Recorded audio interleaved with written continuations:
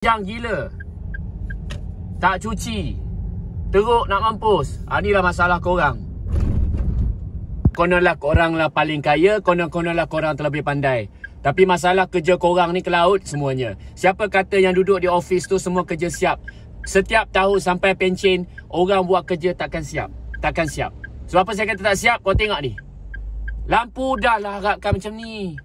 Lepas tu dah lah keadaan macam ni. Bila keadaan macam ni macam mana? Ha?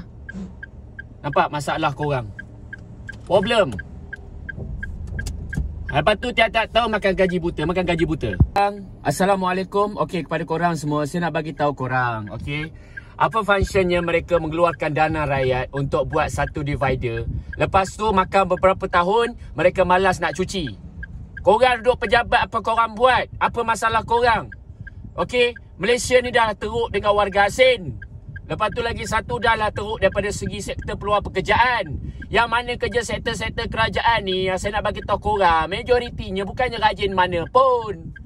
Jangan cakap korang ni rajin. Korang tengok ni, rajin apa ke benda macam ni. Pokok daripada kecil dah tambah atas macam ni, tak ada siap pemantauan. Macam mana nak katakan korang ni buat kerja? Nampak ni ha? Dah bertutup dah. Besi ni adalah menggunakan dana siapa? Bukan dana mereka, bukan dana CEO, bukan dana pegawai, bukan dana kontraktor, bukan dana sesiapa, dana rakyat. Bayar cukai, baiklah cukai-cukai rakyat ni kau pulang balik, kau bantu rakyat. Ni dalam bantuan tak setimpal mana setiap tahun. Bagi STR pun berfasa. Nak bagi-bagi biar penuh. Dah lah berfasa, lambat pula tu. Bank pun lembab. Lepas tu kau tengok ni lah punca salah satu sektor-sektor penyewa awam buat kerja. Sebab tu saya bagi tahu setiap tahun kenaikan gaji kepada pihak polis, anggota tentera, rela dan sebagaimana yang mereka jaga keamanan ketenteraman awam.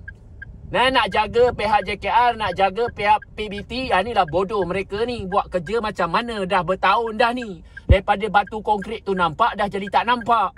Di mana korang punya integriti korang kerja, pegawai korang yang pemalas, bodoh, botak ni? Dah lah kepala botak, tak handsome. Lepas tu saya cakap berkali-kali, biar muka tak handsome, biar botak, biar muka tak ada. Bila kita tengok penyewa awam bila bekerja macam ni, diorang arahkan kontraktor bangla, lepas tu pakai kereta bagian Arab, pakai Audi, lepas tu acah-acah kaya.